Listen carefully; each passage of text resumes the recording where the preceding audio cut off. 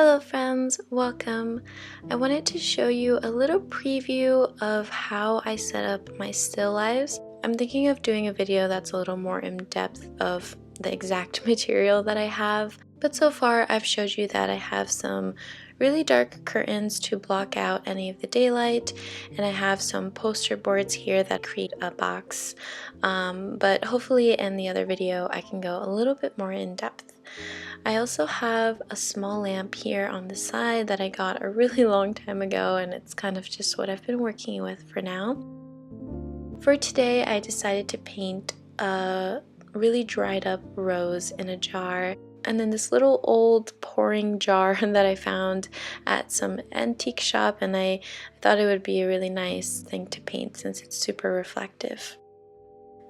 I like to take my time setting up my still lives, really adjusting everything and seeing what I like best. I play around with the lighting as well. I'll add items, I'll take items away. So that was just a very, very small portion of how long I actually took. But yeah, I really like to spend time with my still lives because sometimes it's kind of like a warm-up. You have to play around with some things and then let the creative mind really expand, and then you kind of find something really fun to paint.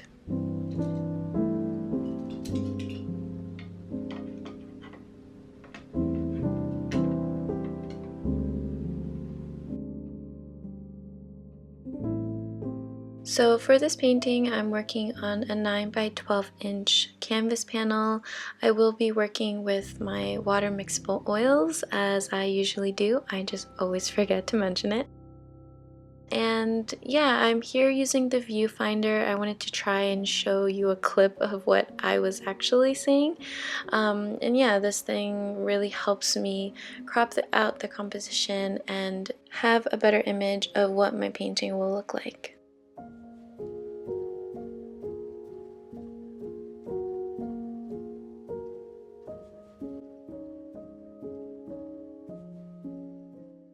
I have watched some videos before on different types of compositions, and I remembered one of them while I was creating my still life, and one of the compositions makes the shape of a triangle. So what I was kind of trying to go for here is having the rose be the top of the triangle, and then the highlight of the petal on the tabletop, and then the reflective jar being the other point of the triangle. And I don't really know how well I did this. I'm kind of just trying to learn how to apply these different shapes of compositions to my still lives, but I thought I'd mention it because it is something very interesting to play around with instead of just putting out something that looks pretty and not thinking so much about the shape that all of these objects are creating. So I'm trying to be a little bit more mindful when I am setting up my still lives. It's just really fun. It kind of becomes a challenge to see how my eyes follow the objects and see if I can still have a focus point.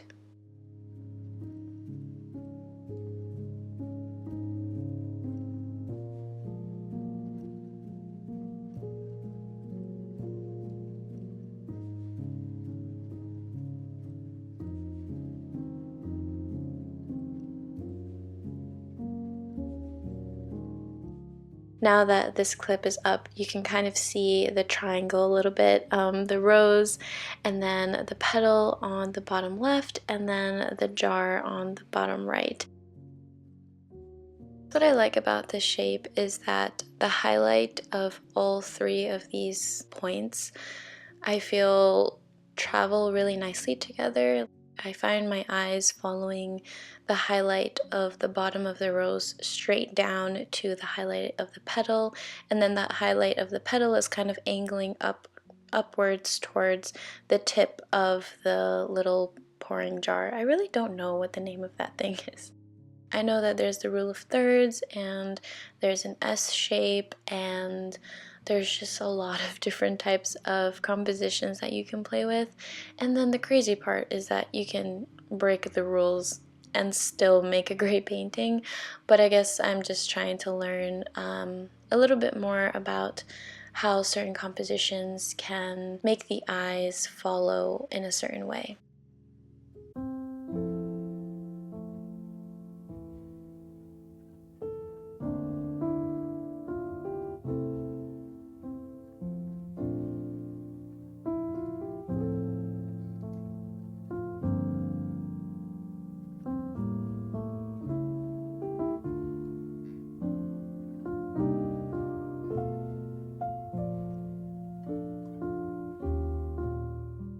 Painting this little pouring jar, I'm just gonna keep calling it a pouring jar, is probably one of my favorite things that I painted.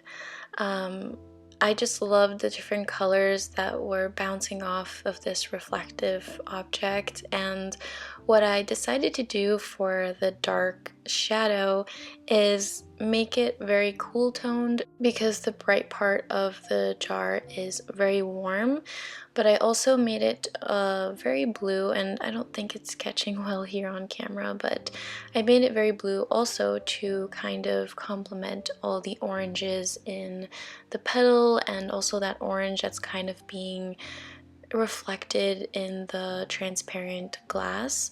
So I really like how all these colors played well together. I just had a really fun time connecting all these different colors together.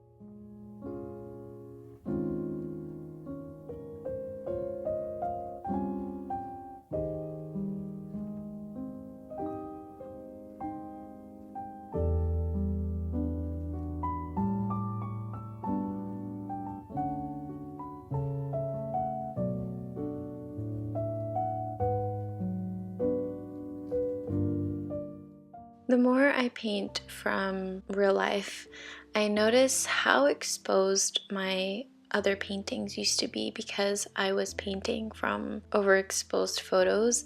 And the reason why I say that is because this highlight that I added on the jar, I think was just out of the habit of thinking that the highlight has to be extremely, extremely bright. Here you can tell I already changed it up, but it's so interesting how painting from life can really change so much. That highlight that I had added looked very unnatural, and so I had to mute it down just a tad and add a lighter value around it to kind of add like a glare on the jar. But it was kind of a funny realization because it seemed so natural for me to add in such a bright highlight, and once it was there, I looked at the painting and I was like, why did this just fall apart?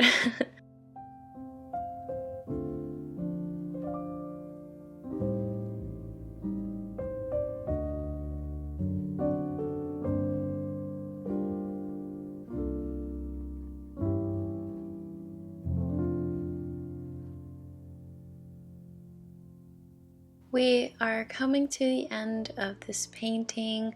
I really hope that you enjoyed this video. Thank you so much for hanging out with me, and I'll see you here very soon.